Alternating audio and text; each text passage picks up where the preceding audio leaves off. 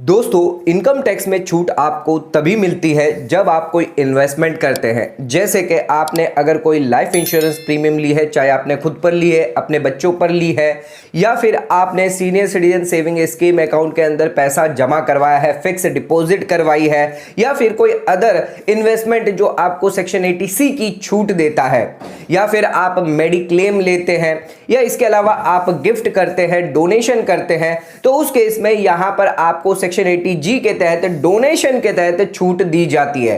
तो दोस्तों, यह छूट यानी आपकी इनकम से यहां पर सीधे सीधे डिडक्शन दिया जाता है, लेकिन यह तब दिया जाता है जब आप इन्वेस्टमेंट करते हैं। लेकिन अगर कोई पर्सन ऐसा है, कोई सैलरीड पर्सन है, कोई बिजनेस पर्सन ऐसा है जो यहां पर इन्वेस्टमेंट नहीं करता, तो क्या उसके लिए कोई डिडक्शन इनकम टैक्स के अंदर छूट दी गई है? तो दोस्तों, आज के इस वीडियो के अंदर हम आपको 10 ऐसी छूट बताने वाले हैं जो बिना इन्वेस्टमेंट के आप कर सकते हैं। यानी आपको कोई भी इन्वेस्टमेंट नहीं करना, पर उसके बावजूद भी आप इनकम टैक्स अपना जो है कम करवा सकते हैं। तो दोस्तों, आज का वीडियो आप सभी के लिए बहुत ज्यादा इंपॉर्टेंट है। चैनल पर नए तो सब्सक्राइब कर लीजिए और बेल आइकन पर ऑल नोटिफिकेशन पे क्लिक कर लीजिए, ताकि आपको आने वाले सभी नोटिफिकेशन रिगार्डिंग हमारे वीडियो से रेगुलरली मिलते रहे। तो दोस्तों, आइए स्टार्ट करते अपने वीडियो को बिना देरी करते हुए।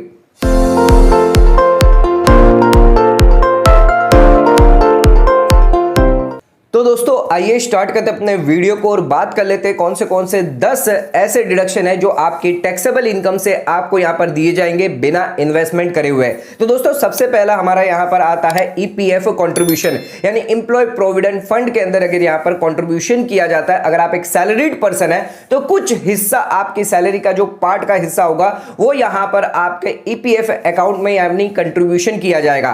दोस्तों, यहां पर आपको दो तरफ से बेनिफिट दिया जाएगा। एक तो आपका रिटायरमेंट फंड यहां पर क्रिएट होगा, इसी के साथ आपको टैक्स बेनिफिट भी दिया जाएगा। तो जितना भी यहां पर अमाउंट जो है कंट्रीब्यूशन किया जाएगा वो यहां पर आपकी टैक्सेबल इनकम से आपको डिडक्शन दिया जाएगा। अंडर सेक्शन 80C यहां पर एलिजिबल होगा, आप इसके अंदर क्लेम कर सकते हैं। दोस्तों, यहां पर मैक्सिमम डिडक्शन जो अलाउ किया जाएगा, जितना भी आप कंट्रीब्यूशन कर रहे हैं या फिर जितना भी सेक्शन 80C के अंदर लिमिट दी गई है, यानी 1.5 लाख तक की लिमिट रखी गई है, विच एवर इज लोअर, आप यहां पर जो है क्लेम कर सकते हैं। तो दोस्तों, यहां पर ईपीएफ कंट्रीब्यूशन में आपको खुद से कोई इन्वेस्टमेंट करने की जरूरत नहीं होती है। एक सैलरीड पर्सन है जिसकी यहां पर सैलरी से कुछ हिस्सा ऑलरेडी ही यहां पर जो ईपीएफ अकाउंट के अंदर यहां पर ट्रांसफर कर दिया जाता है, यानी कंट्रीब्यूशन कर दिया जाता है, जिससे आपको अब टैक्स बेनिफिट भी यहां पर मिलता रहेगा। दोस्तों, इसी के साथ आ जाते हैं अब अपने अगले पॉइंट पे। तो सेकंड पॉइंट यहां पर है, अगर आप ट्यूशन फीस पेड करते हो अपने चिल्ड्रंस के लिए, तो यहां पर कोई इन्वेस्टमेंट आप नहीं कर रहे, आपका एक एक्सपेंडिचर जो आप सालाना यहां पर करते हैं, तो यहां पर अगर आप ट्यूशन फीस पे करते हैं अपने बच्चों के लिए, तो यहां पर आपको डिडक्शन जो है सेक्शन 80C के अंदर अलाउड किया जाएगा। दोस्तों, चाहे आपने स्कूल के लिए पे किया हो, यूनिवर्सिटी होगी, एजुकेशनल इंस्टीट्यूशन या फिर कोई अदर इंस्टीट्यूशन के लिए यहां पर अगर आपने ट्यूशन फीस पे की है, तो सेक्शन 80C के अंदर आपको डिडक्शन मिल जाएगा आपके 2 बच्चों तक, यानी कोई भी 2 बच्चे जो है जिसके लिए आप डिडक्शन क्लेम कर सकते हैं। इसी के साथ मैक्सिमम डिडक्शन यहां पर जो अलाउड किया गया है पूरे साल के अंदर, यहां पर ध्यान रखिएगा कि आपने जितनी भी ट्यूशन फीस पेड करी है या फिर 1.5 लाख रुपया, विच एवर इज लोअर, यहां पर अलाउड किया जाएगा। इसी के साथ ध्यान रखिएगा, जो भी ट्यूशन फीस आप पेड कर रहे हैं, जो भी स्कूल एजुकेशन के अंदर अगर आप हैं, तो वो जो भी बच्चे आपके हैं वो यहां पर फुल टाइम एजुकेशन होने चाहिए और इन इंडिया के अंदर ही होने चाहिए, तभी यहां पर आपको डिडक्शन अलाउड किया जाएगा। इसी के अलावा अगर कोई डोनेशन, डेवलपमेंट फीस या फिर इस टाइप की कोई सिमिलर नेचर अगर आप पेमेंट करते हैं, तो उस केस में कोई भी डिडक्शन आपको अलाउ नहीं किया जाएगा। इसी के साथ आ जाता है अब अपने तीसरे पॉइंट पे। तो यहां पर अगर आप होम लोन लेते हैं और प्रिंसिपल रीपेमेंट करते हैं, तो उसका भी डिडक्शन यहां पर आपको अलाउ किया जाता है। तो दोस्तों, अगर आप कोई house property, residential house property आप परचेज कर रहे हैं या कंस्ट्रक्शन कर रहे हैं, तो उस केस में अगर यहां पर आप होम लोन लेते हैं और ईएमआई पे करते हैं, तो आपको यहां पर डिडक्शन मिल जाएगा सेक्शन 80C के अंदर।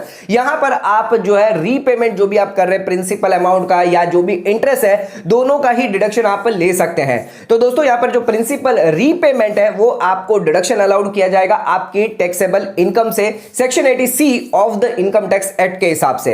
इसी के साथ दोस्तों, मैक्सिमम डिडक्शन कितना यहां पर आपको मिलने वाला है, तो जितना भी आप यहां पर प्रिंसिपल रीपेमेंट जो करेंगे या फिर आपका जो 1.5 लाख रुपया जो 80C की लिमिट है, विच एवर इज लोअर, आपको डिडक्शन अलाउड किया जाएगा। तो दोस्तों, ध्यान रखिएगा, अगर आप कभी भी होम लोन लेते हैं, तो जो भी प्रिंसिपल आप पे कर रहे हैं यहां पर, जिससे भी जो भी फाइनेंशियल इंस्टीट्यूशन है जिससे आपने लोन लिया है, तो जो भी प्रिंसिपल अमाउंट है उसका डिडक्शन यहां पर आप क्लेम कर सकते हैं सेक्शन 80C सी के द्वारा। इसी के साथ आ जाते हैं अब अपने फोर्थ पॉइंट पे। तो यहां पर अगर आप स्टैंप ड्यूटी पे करते हैं या फिर रजिस्ट्रेशन फीस पे करते हैं, अगर आपने परचेस करी है कोई रेजिडेंशियल हाउस प्रॉपर्टी, तो उस पर भी आपको डिडक्शन यहां पर मिल जाएगा। तो दोस्तों ध्यान रखिएगा, यहां पर स्टैंप ड्यूटी पे करते हैं, अगर कोई रेजिडेंशियल हाउस प्रॉपर्टी अगर आप परचेस कर रहे हैं जिसके रजिस्ट्री के लिए आपको रजिस्ट्रेशन फीस यहां पर पे करनी पड़ती है, स्टैंप ड्यूटी यहां पर पे करनी पड़ती है, तो उस केस में यहां पर आपकी टैक्सेबल इनकम जो भी होगी जिसके अंदर आप डिडक्शन क्लेम कर सकते हैं। तो दोस्तों यहां पर डिडक्शन आप सेक्शन 80C के अंदर यहां पर क्लेम किया जा सकता है, जिसके अंदर मैक्सिमम डिडक्शन आपको जो अलाउ किया जाएगा, जितना भी आपने अमाउंट पेड किया है या फिर 1.5 लाख रुपया, विच एवर इज लोअर, यहां पर आप डिडक्शन क्लेम कर सकते हैं। तो दोस्तों अगर रजिस्ट्री आप करवाते हैं, स्टैंप ड्यूटी पे करते हैं, तो उसका भी डिडक्शन आप जो है क्लेम कर सकते हैं। आ जाते हैं अब अपने फिफ्थ पॉइंट पे। तो यहां पर अगर आप होम लोन इंटरेस्ट अगर पे कर रहे हैं तो उस केस में यहां पर आप डिडक्शन ले सकते हैं। दोस्तों हमने ऑलरेडी आपको बताया था कि यहां पर अगर आप होम लोन लेते हैं, प्रिंसिपल रीपेमेंट करते हैं, तो उस केस में सेक्शन 80C के अंदर आपको डिडक्शन मिल जाता है। लेकिन अगर आप प्रिंसिपल के अलावा इंटरेस्ट अमाउंट भी अगर पे करते हैं तो उसका भी आप डिडक्शन क्लेम कर सकते हैं। आपकी टैक्सेबल इनकम से यहां पर सेक्शन 24B के अंदर आप जो भी होम लोन या रेजिडेंशियल हाउस प्रॉपर्टी परचेस करते हैं जिस पर आप लोन लेते हैं और उस लोन की EMI के अंदर अगर आप इंटरेस्ट अगर पे कर रहे हैं, तो उस केस में यहां पर आपको डिडक्शन अलाउड किया जाएगा section 24B of income tax act के हिसाब से। दोस्तों कितना यहां पर मैक्सिमम डिडक्शन आप क्लेम कर सकते हैं, तो ध्यान रखिएगा, जितना भी पूरे साल के अंदर जो भी आप इंटरेस्ट आप पे कर रहे हैं या फिर 2 लाख रुपए, दोनों में से जो भी कम होगा उतना यहां पर जो आप डिडक्शन क्लेम कर सकते हैं। तो यहां पर आप अगर ब्याज पे कर रहे हैं तो आप 24B के अंदर यहां पर जो डिडक्शन ले सकते हैं। अगर प्रिंसिपल अमाउंट पे कर रहे हैं तो उस केस में सेक्शन 80C के अंदर आप 1.5 लाख तक की छूट ले सकते हैं। तो इसी के साथ आ जाते हैं अपने सिक्स्थ पॉइंट पे। तो यहां पर अगर आप हायर एजुकेशन लोन लेते हैं तो उसके ब्याज पर भी आपको छूट मिलती है इनकम टैक्स के अंदर। तो दोस्तों बहुत सारे ऐसे इंडिविजुअल्स हैं जो यहां पर एजुकेशन लोन लेते हैं हायर स्टडीज के लिए। तो यहां पर जो भी आप ब्याज पे कर रहे हैं, जो भी एजुकेशन लोन आपने लिया जिस पर आप ब्याज दे रहे हैं, तो उसका भी डिडक्शन आप अपनी टैक्सेबल इनकम से यहां पर क्लेम कर सकते हैं सेक्शन 80E के तहत है। सेक्शन 80E के अंदर अगर आप हायर एजुकेशन लोन लेते हैं तो यहां पर आपको डिडक्शन अलाउड किया जाता है। लेकिन ध्यान रखिएगा, ये जो एजुकेशन लोन लिया वो आपको किसी भी फाइनेंशियल इंस्टीट्यूशन से लेना है या फिर चैरिटेबल इंस्टीट्यूशन से आप ले सकते हैं, सिर्फ अपनी हायर एजुकेशन के लिए। इसी के साथ आप खुद के लिए यानी खुद की स्टडीज के लिए यहां पर लोन ले सकते हैं, एजुकेशन लोन, या अपने रिलेटिव जैसे कि अपने स्पाउस हो गए, चिल्ड्रन हो गया, या फिर कोई ऐसा स्टूडेंट जिसके लिए आप लीगल गार्जियन है। इसी के साथ जितना भी इंटरेस्ट है यहां पर या जितना भी आप ब्याज यहां पर आप पे कर रहे हैं पूरे साल के अंदर विदाउट कैपिंग, यहां पर आपको डिडक्शन अलाउड किया जाएगा। कब तक अलाउड किया जाएगा, तो यहां पर जब तक आपका लोन का टेन्योर खत्म नहीं हो जाता, या फिर 8 साल की यहां पर लिमिट रखी गई है। 8 साल विच एवर इज अर्लियर, यहां पर जो भी पीरियड पहले आ जाता है तो आपका टेन्योर यहां पर खत्म कर दिया जाएगा। इसी के साथ यहां पर हायर एजुकेशन किसे माना गया है, तो यहां पर कोई भी अगर आप कोर्स करते हैं SSC के बाद यहां पर फ्रॉम गवर्नमेंट या फिर कोई बोर्ड से या यूनिवर्सिटीज है, तो यहां पर हायर एजुकेशन की लिमिट में वो आता है। तो दोस्तों यहां पर अगर आप एजुकेशन लोन लेते हैं तो उसका जो ब्याज है उसकी छूट भी आपको सेक्शन 80E के तहत यहां पर मिल जाती है। तो आ जाते हैं अब अपने 7th पॉइंट पे। तो यहां पर अगर आप इलेक्ट्रिक व्हीकल लेते हैं तो उस पर अगर आप जो लोन ले रहे हैं तो उस केस में यहां पर जितना भी ब्याज आप पे कर रहे हैं उसका भी डिडक्शन आपको यहां पर दिया जाता है। दोस्तों कुछ समय से देखा जा रहा है कि यहां पर इलेक्ट्रिक व्हीकल लोग परचेज ज्यादा कर रहे हैं बिकॉज ये इन्वायरमेंट फ्रेंडली और फ्यूल एफिशिएंसी को देखते हुए यहां पर, लेकिन उसकी जो कॉस्ट है वो यहां पर ज्यादा है। जो भी इंजन व्हीकल है उसके मुकाबले यहां पर जो इलेक्ट्रिक व्हीकल है उसकी कॉस्ट यहां पर ज्यादा है। इसकी वजह से मोस्टली जो यहां पर पीपल है वो यहां पर जो लोन इस पर लेते हैं, यानी इलेक्ट्रिक व्हीकल अगर परचेज करते हैं तो लोन से ही परचेज करते हैं। तो दोस्तों सरकार ने भी यहां पर आपको छूट दी गई है, जितना भी ब्याज आप इलेक्ट्रिक व्हीकल लोन पर चुकाएंगे पूरे साल के अंदर, यहां पर आपको सेक्शन 80EEB के तहत यहां पर छूट दी जाएगी, यानी आपकी टैक्सेबल इनकम से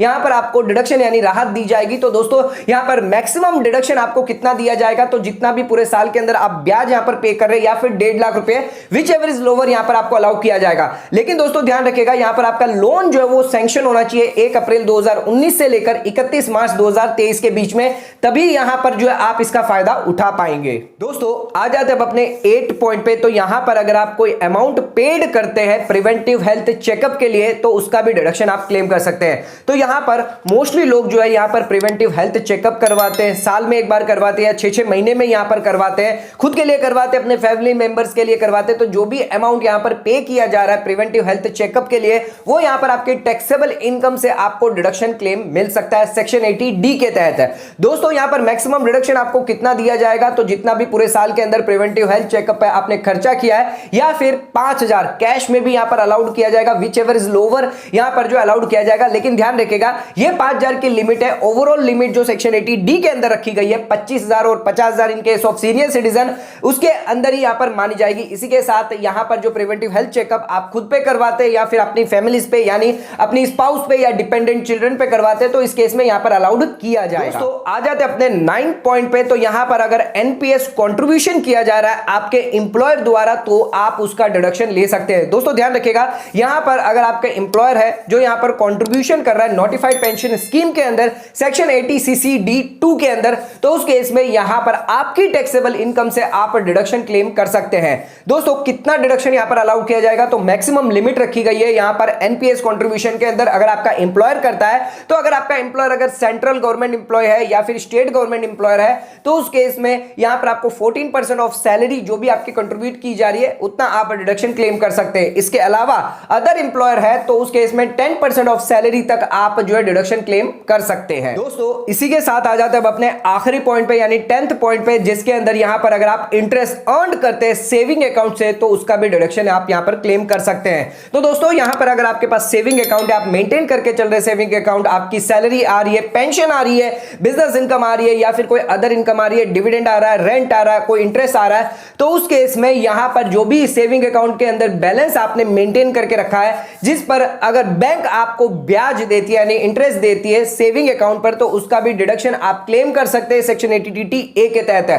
दोस्तों यहां पर कितना मैक्सिमम डिडक्शन यहां पर आपको अलाउड किया जाएगा, तो यहां पर पूरे साल के अंदर जितना भी आपने इंटरेस्ट अर्न किया है या फिर 10,000 rupees which ever is lower, यहां पर आपको डिडक्शन जो क्लेम अलाउड किया जाएगा। आज के वीडियो के अंदर हमने 10 ऐसे डिडक्शन देखे जो बिना इन्वेस्टमेंट करके भी यानी बिना इन्वेस्टमेंट किए भी आप यहां पर अपनी इनकम यानी जो टैक्सेबल इनकम है उसके अंदर डिडक्शन आप ले सकते हैं। तो दोस्तों इन डिडक्शन के अलावा भी अगर आपको लगता है कोई और डिडक्शन है जिसको यहां पर आप बिना इन्वेस्टमेंट किए भी यहां पर अगर डिडक्शन ले सकते हैं तो नीचे कमेंट करके हमें जरूर बताइएगा। दोस्तों आज का वीडियो अगर आपको पसंद आया चैनल को लाइक और सब्सक्राइब जरूर करेगा, ज्यादा से ज्यादा शेयर जरूर करेगा। धन्यवाद।